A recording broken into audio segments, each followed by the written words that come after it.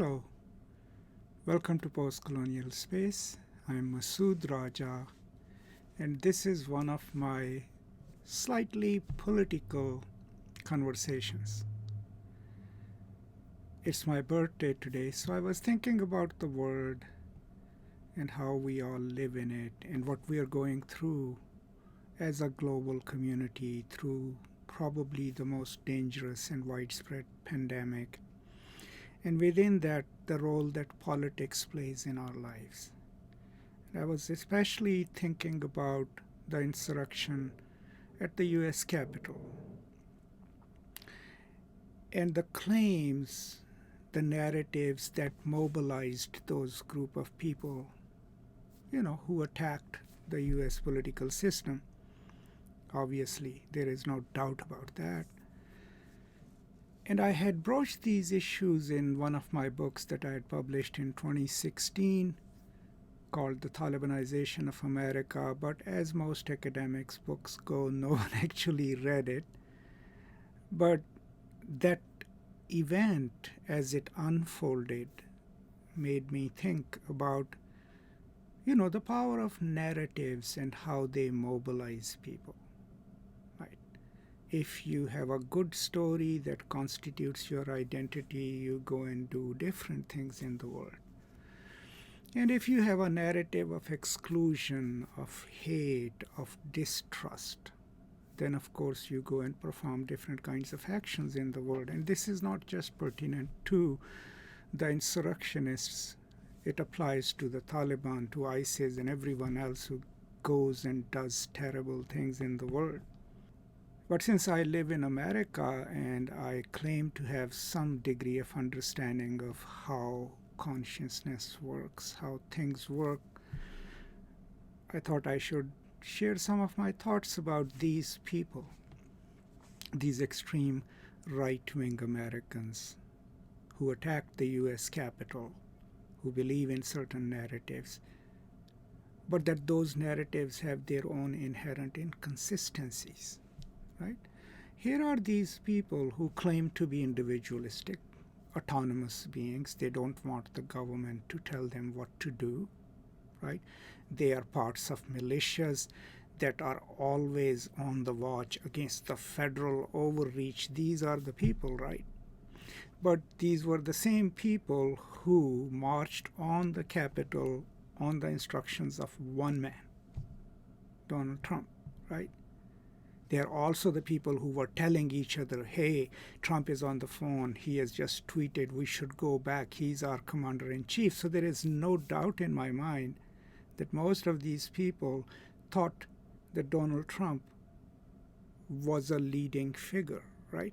And it's even worse than that. These people absolutely believe in what Donald Trump tells them. There is nothing wrong in believing in a leader or a person.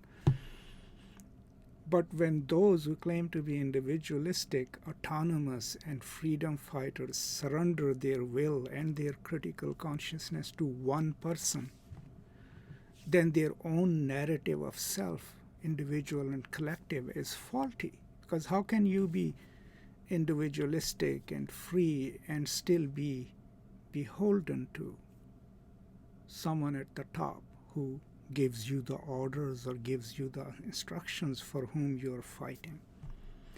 But this malaise, this sickness, is not just part of the consciousness of these people, right?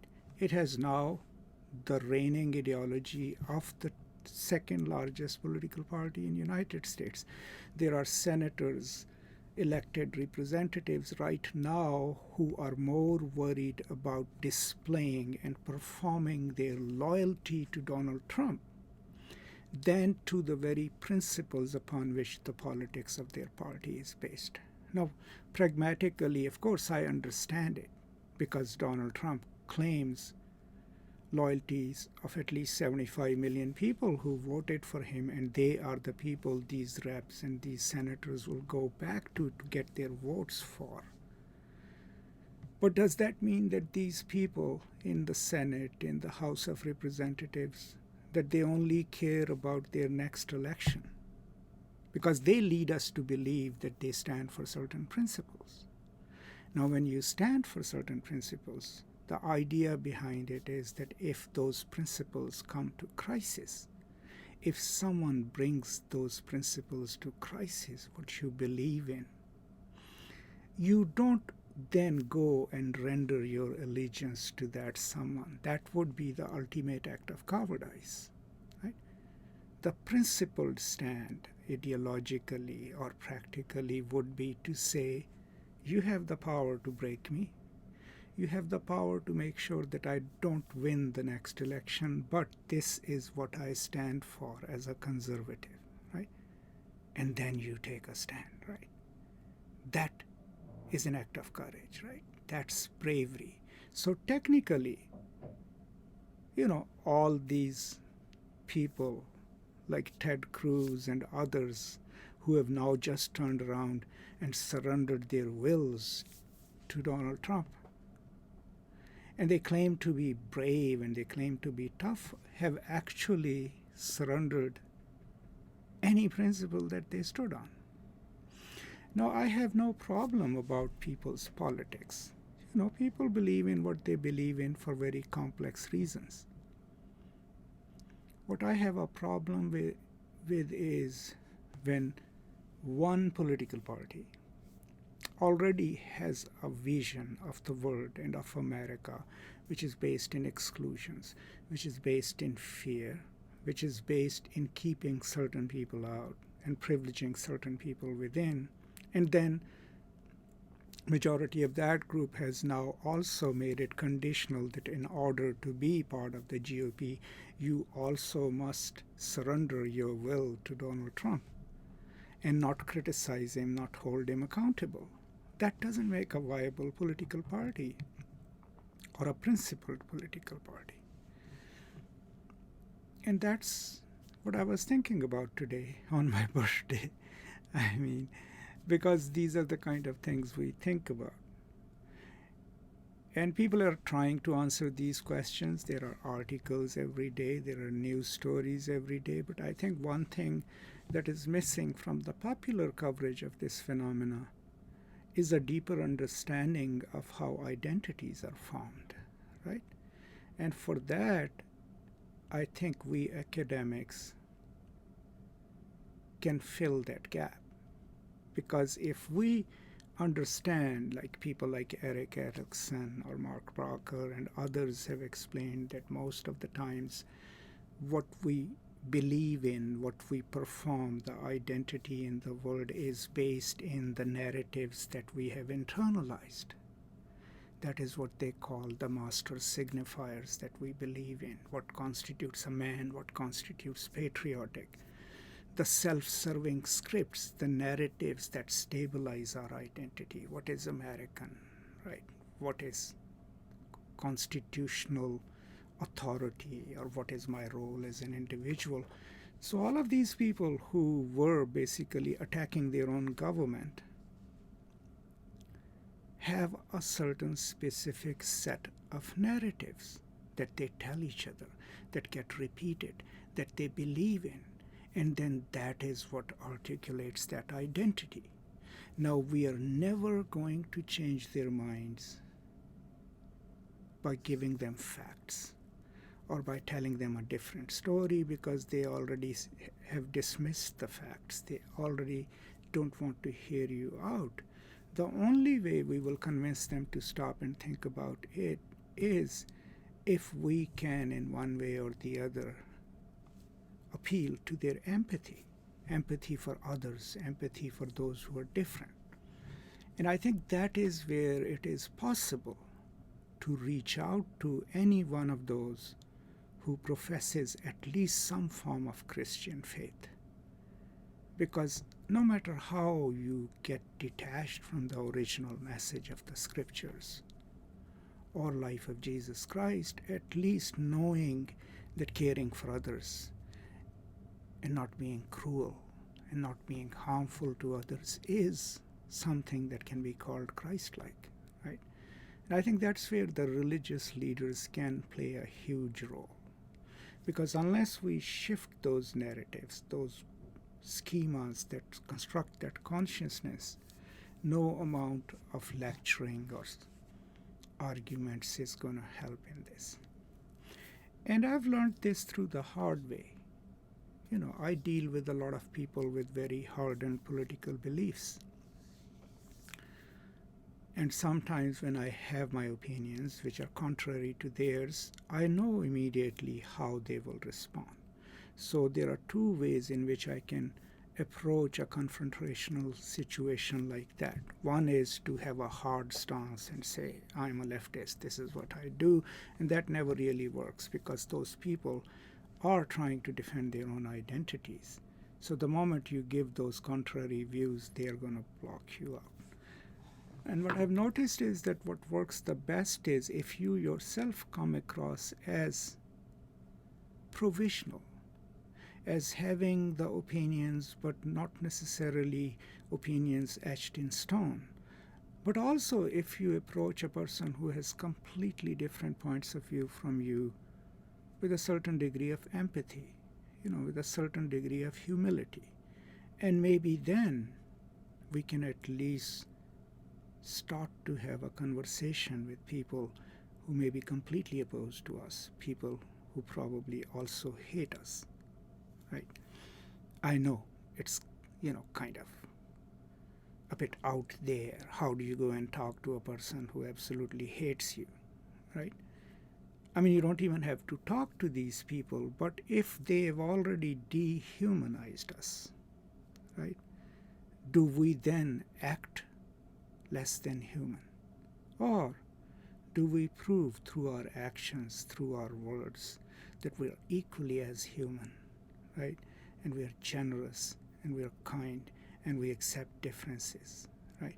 But, if they attack us, if they attack our way of life, our belief system, we're not going to crumble and lie down. We will take our stand. We will take our stand peacefully, but we will take it together, right? And then we will mount a critique and keep constantly mounting a critique. These are some of the things that, I was thinking about today. I know these are not practical ideas, but I see these constituencies here in America where I live, and in Pakistan where I come from, where I grew up, which is also a part of my heritage and a part of my identity, that there too those fringe groups who have the pulpit or who have a few people on their side try to dictate the terms, try to tell others how to live their lives. But by and large, what stops them is because a larger majority either doesn't acquiesce to their power or continues to support a way of life which is more enabling, which is more encouraging, which is more inclusive. And I think that is what we here need to do, is stay in touch with each other, support people who are like-minded, but remain open to having a conversation with those who may be opposed to us, but at least want to ask us about our views, right? Those who are not talking, those whose minds are already made up, we probably cannot reach them, but we should not let them define the conversation, right? And that way, maybe the two sides will be able to develop a sort of a workable middle where I can be liberal, you can be conservative, but at least we can share certain ideas about humanity, about how to live in this world, about how to care about this planet, how to care about the poor, the weak, the infirm, the elderly, right? And maybe those spaces and those ideas can enable us to still have a conversation. Because commonality, as my friend Mark Brocker mentions in one of his articles, is essential. To find some common element between us and even those we absolutely oppose is absolutely essential, because it is that spot, that space where we share something in common, is where we can have an opening towards a larger conversation.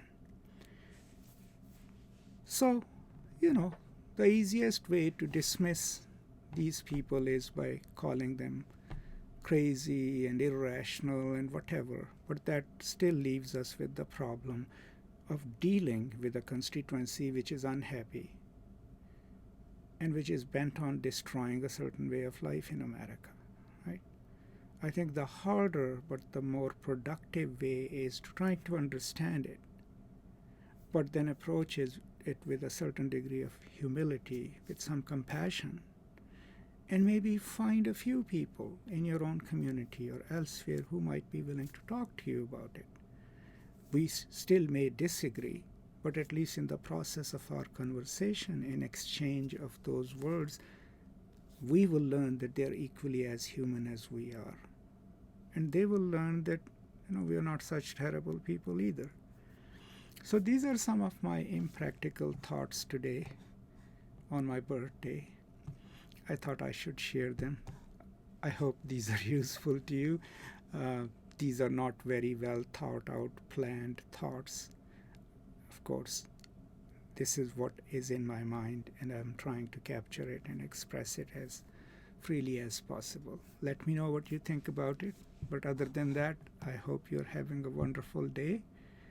I hope you're taking care of yourself. I hope you're also taking care of others around you. Stay safe, take care, and as always, I'll see you next time. Until then, peace and love.